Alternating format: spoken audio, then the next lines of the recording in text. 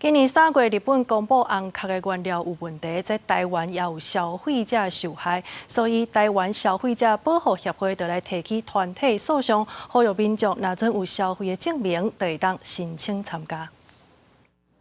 电线市场提小林制药的红壳产品，因想袂到为着要降价打顾顺，才买日本的小林红壳食2冬，煞伫去年8月健康检查，发现家己的药剂指数无正常，必须伊爱洗药剂。即马日本小林制药红壳是起风波，电线市是怀疑这甲红壳产品有牵连，台湾嘛有侪消费者跳出来。8月的时候，它都是开始变成那个肾丝血球率就开始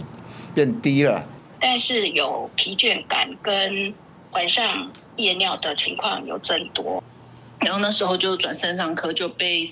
高雄长庚收治为就是慢性肾脏病第3期。今年3月是标出小林红壳是安的问题，出来指控的民众唔拿身体较虚，阁有人得到慢性腰子病第3期，到搭拢爱定期来回诊。虽讲这药爱公司愿意赔偿药爱钱，不过民众后续医药费甲身体疾病，到搭公司无愿意负责，因此台湾消保协会正是对小林这药提出团体告诉。这透过我们律师这边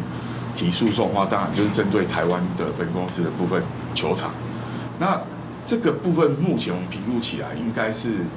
法律上应该他们是要负